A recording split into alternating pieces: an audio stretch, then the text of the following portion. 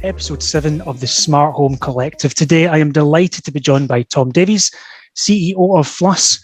And you may be asking yourself, who is Fluss? Well, Fluss turns your phone into a key that can open your garage, your gate, your door, or even the parking at your office. It controls who has access to your property without handing out keys or remotes. Tom, how are you doing? Great, Lee. Thanks for having me on. And hi to your viewers, listeners. I'm just glad you didn't say what the Fluss is Fluss. Do you know what? I probably should have started with that statement. That's quite a good. It just came to me now.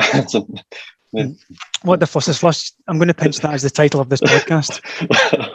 Fair enough. No, that'll be good. So it'd be good to start, whether or not the listeners are aware of what Fluss do and who you are, it'd be good just to give an overview of the Fluss product and the service you guys are providing. Absolutely. So Fluss is a smart home IoT device. It's very small. I'm holding one of them in my hand. We manufacture it here in South Africa. Well, we assemble it here. A lot of the parts come from all over the world. It's got 3 wires and can plug into any existing automatic garage, a gate, even strike lock, mag lock doors, parking barriers, any one of those, and then allows you to use the Fluss app to open and close, obviously, and give access to friends and family, specifying access times, and you can view the logs of when they've been in and out. It was designed for use at home, but also for use at offices and residential complexes and housing estates.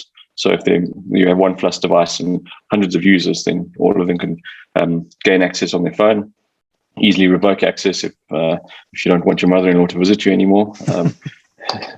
In a nutshell, that's Fluss. And it's quite an easy retrofit device, is it then? Yeah, absolutely. We haven't come across a device we can't fit it to. Sometimes the wiring's a bit of a rat's nest if there are lots of other connections, keypads or loops or remote controls. But generally plugs into anything. And essentially it's just a switch, but the app itself is aimed at access control, so sharing access. And is it mainly magnetic locks that it would open? In South Africa, the market that we first target, most houses or freestanding homes have their own automatic gates from garages. Obviously, we've had a bit of crime, and lots of houses have walls around them and gates. So this, I would say, 80% of our uses are on gates at the moment. Okay. Yeah. Yes. And generally, is it Zigbee? So I noticed I'm looking at your brochure at the moment, actually, and the frequency is 2.4 to 2.5. Is it Zigbee? How does it work with the app? It's actually a Bluetooth. It's based on the remarkable ESP32 board, which is very versatile. Yep, they are great. And so it has a Wi-Fi antenna on board, but we're not using the Wi-Fi at all at the moment. We may introduce it in the future, but for now, it's purely Bluetooth. And the reason for that is, again, in the South African context, Wi-Fi generally doesn't reach to the extent of the perimeter of the property. So at the gate, there's very limited Wi-Fi signal. So to use a system that's Wi-Fi based makes it complicated for South Africans. The second reason is a lot of these IoT platforms, smart home platforms, their servers don't extend all the way to South Africa. So there's a very big lag between the request for access and opening up the gate. Whereas with Bluetooth, once you establish a connection, opening it is instantaneous, pretty much. That was one of the things that I really liked when I started kind of looking into the product, is it doesn't need a hub. Yes. Because nowadays hubs seems to be the way forward for a lot of manufacturers. There seems to be, if you have a product, you need the supporting hub to go with it. And then you end up with 30 hubs around your house because you have different products everywhere. And that's, correct. Yeah. No, that's definitely not what we're aiming for, and something we hope to get rid of, move away from hubs completely. Fantastic. So in terms of, it's Bluetooth based, it works with the phone. So do you need to, if you don't have a signal, you're off, say, for example, you've lost connectivity to your phone, does it still work? So you don't need mobile connectivity because you're storing the token or the secret key on your phone to open the gate. So once you've received access and invitation to it, you don't need to have mobile connectivity or data or even Wi-Fi to be able to use the Bluetooth. Obviously, your Bluetooth has to be on. And that's it. And again, in the South African context, a lot of the time there's no cell phone reception either, or people run out of data, or we have something that's called load shedding, which is basically rolling blackouts in the country because we've had some issues with our power utility company. And all of those things Fluss addresses, as opposed to the smart garage openers and gate openers. That's really good. Can you, that's one thing I was wondering, is it easy to install yourself, or do you need a contractor to come out and... It's very easy. It's 3 wires. So the instructions are for most of the major manufacturers of gates are available quite easily. The South Africans are notoriously hands-off. So, whereas a lot of my listeners are very notorious hands-on. They like to tinker. Yeah. So your listeners would be 100% fine with installing it. It's normally a 2-minute installation, so really no challenges. Fantastic. The origins then. So you're the founder and CEO. What was the journey to get into where you are now? Well, I bet you could have guessed it started in a pub. like most things. It's the most thing. A mate of mine actually and I had a discussion about paying for parking or using an app. At that stage, we were very frustrated with the status of standing in a queue, finding change and paying. And we tried to develop our own paid for parking app. And that was a bit of a failure, turned out for numerous reasons. But we had been playing around with the tech. We modified it a bit and realized that we could use it to open up the gate for our offices and solve a problem that we had with remotes. So then decided, forget the parking, and I started Fluss and with a few colleagues, and we used it at our offices. And when people came for meetings and so on, we'd give them access, and they were very impressed. And we realized that many people had a need for this. And then we've been prototyping it for the last year, or almost 2 years, trying to perfect it, make sure that we iron out all the issues with connectivity and which network to use, or Zigbee or Wi-Fi, Bluetooth. And then Fluss was born. And now we are getting our ducks in a row to take over the market. So what's your background? Are you are you an electronic engineer by trade? How do you suddenly think, well, I'm going to pick up an ES32 and go to market with this device? So I've studied electrical engineering, but have been running a very small software development company for a while that did software consulting and a little bit of electronic development. And then at home, a bit of a tinkerer. So we've always played around with electronics, and then we started getting into more of the commercial side of electronics, and now launched Fluss, and this is our first product that we're actually taking to market, commercial.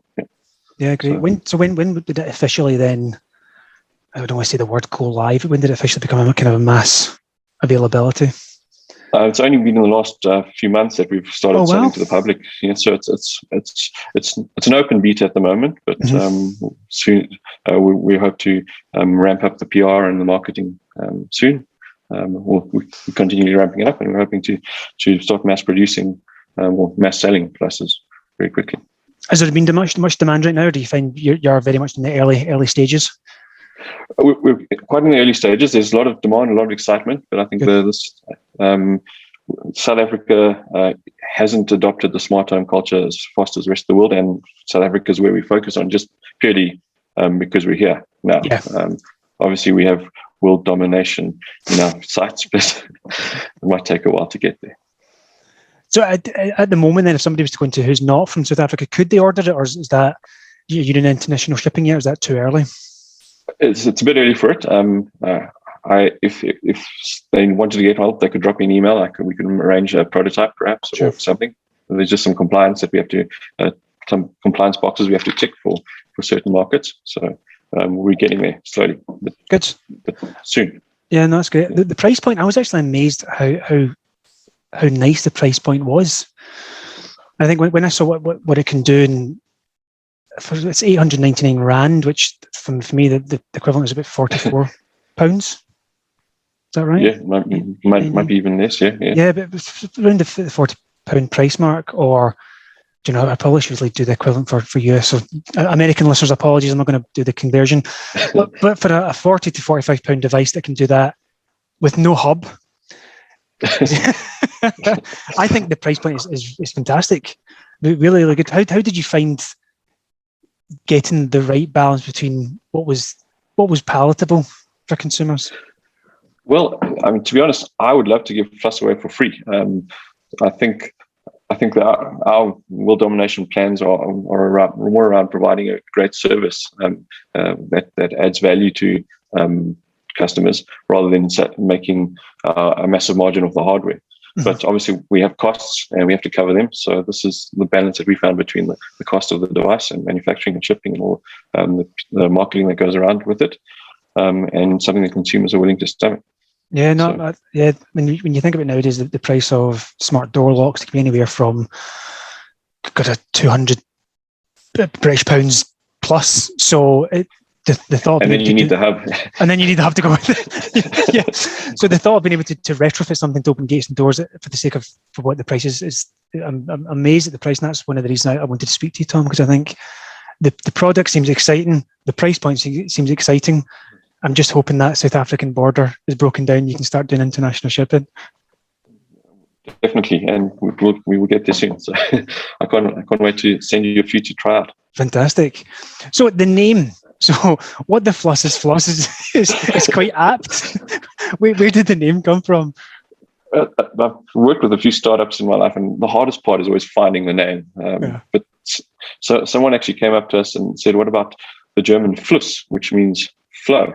Which is actually quite an apt title, both for the flow of electrons and the flow of people in and out. So we checked for the domain. The .com was taken, but the .io was available. So that's it. We're going for it. So is it pronounced Fluss then and not Fluss? No, we say Fluss. We gave up on trying to convince people that it's Fluss.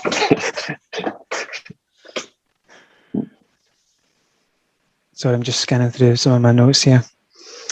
Okay, so at the moment then, just to recap, relatively new to market. It's a great kind of Bluetooth connectivity with the phone. What's next? Is it really looking for that, first of all, getting broader adoption within South Africa and then thinking, right, going beyond? Absolutely. So the idea is just to get people using it, get the Fluss app installed on people's phones, and then growing our market share, and then we're hoping to identify the next suite of products or product that smart home that isn't adapted for the South African context, perhaps, or where the other competitors fall short. Because we think that there's an opportunity for Bluetooth-based smart home devices rather than Wi-Fi or Zigbee, although those are great technologies, just is not useful in all the cases. And then essentially we want to create a platform that people can use independent. The long-term goal is to be independent of the hardware. So to allow be pretty much hardware agnostic, allow people to open and close, have access to or share access with others, rather, and not worry about having a particular device or a particular hub or a particular ecosystem. That's the goal. That's the goal. And so we'll go beyond just the current, or the plan is to go beyond just the current device and to have almost a portfolio of Fluss devices. Absolutely. That's our plan. What happens in the future, time will only tell. But we hope to have many products out there, and more importantly, a great platform. Great. Is it, given that it is Bluetooth, is it cloud dependent? It's going to be controlled locally, or do you need that cloud relationship with the app? At the moment, there's a cloud relationship with the app. We're exploring many different options and different security models around it, because in certain instances it makes sense to have it cloud-based, so that we don't, if devices go missing, and there's no long key recovery process. But in other instances, for high security environments, then we want to make sure that there's only the private keys kept with the individual. Yeah. Interesting. That's really good. So I'm hoping, I do have another question, but I'm going to wait, because I'm hoping the next question will lead into that. So you've created this great product. You've now created a fantastic company which is promoting this. What does your smart home look like? And I would be remiss not to say I'm expecting big things, Tom. To launch an ISP32 based device. Go on. What have you got? What's running? I'm not sure if you ever heard the expression, the plumber's pipe's always leaking. Yes. So that's my home. I think I have the biggest mix of IoT smart home devices, from Echoes to HomePods, HomePod Minis. I've got August locks, I've got Meros gate controllers, I've got Sonar flight systems, I've got a home bridge that falls over every now and again, so I have to reboot it. I do have an automatic sprinkler system from Wise. I have built a jacuzzi temperature controller for our jacuzzi at one stage, but we're lucky enough to have a spa in the back. But it never works when I want to show anyone anything, and my wife hates the fact that the kids can turn their lights on and off by shouting, "Hey Siri, turn the light." I think Siri just switched on. Siri switched on. So it's a bit of a mix. Bit of a hodgepodge. And it's part of the problem that I think needs to be solved, is that these devices and ecosystems need to work better together. I'm very excited about some, matter that's trying to do that in a way with Thread and a whole bunch of other. But as soon as all these ecosystems can talk nicely to one another, I think my wife won't be so frustrated. Yeah, I mean, and that was really, it's a good segue actually to the question I had, was a lot of the listeners use Home Assistant. And Home Assistant obviously tries to bring a lot together. And is there any consideration at the moment to opening Fluss up to allow integration into other ecosystems to be increase interoperability? Absolutely. So we haven't, the current version of the app doesn't allow it, or the device. We are working very hard on that. It hasn't been our priority because, as I said, in South Africa, the smart home adoption has been a bit, or has lagged a bit, the rest of the world. So there are not many people with a Home Assistant or HomeKit or anything operating. So we're focused on getting adoption of Fluss, and then we're going to roll out the features. But our philosophy is open up to everything. Great. Fantastic. Yeah. Excellent. As I'm just scrolling here. So next then, it's really just, let's hit that South African market. Let's dominate, and then look for international domination. World domination. Please don't tell anyone our plans. So for the listeners, if you do live in South Africa, head over to fluss.io. That's FLUSS.io. Check it out. It is 899 Rand. At the moment, only shipping to South African market. But I think, given what I've seen, Tom, and I hope even the other listeners, even if you don't live in South Africa, please head over to that website, check it out, because it's a really quite exciting product. And please drop me a mail if you don't live in South Africa and you're interested. We can see what we can arrange. Fantastic. Anything else, Tom, before we wrap up? No further questions from myself. What's your plan for the Smart Home podcast, collective podcast? So at the moment, this is a good question. This is the first of, I'm hoping, many conversations with some product manufacturers. So you're the inaugural one. So the hope is to get far more. At the moment, we bring on numerous hosts from other content creators, YouTubers, bloggers. I then run a weekly smaller segment called The Minis, where it's just myself rambling of what I've seen in the week. And then this is the third segment, where it's really getting individuals like yourself to come on and have a talk about products. So it's quite exciting. And I think with so much going on right now within the smart home space, especially with Matter, and my listeners are probably rolling their eyes now with the minute times I talk about Matter. It's coming. It's going to be the next big thing. We are at the end of what I believe is the current cycle of smart home. Matter is going to be the next cycle. So I think it's only going to grow. Fantastic. Well, best of luck, and I hope I'm back on here with more products soon. Well, I hope so.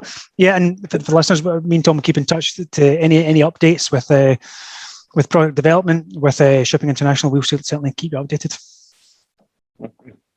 Brilliant. Perfect. So just a reminder, guys, head over to fluss.io and check out Fluss and what it does. Great, Tom. Thanks very much. Thank you very much, Lee. I really appreciate it. No, thanks very much. Great. Cheers then.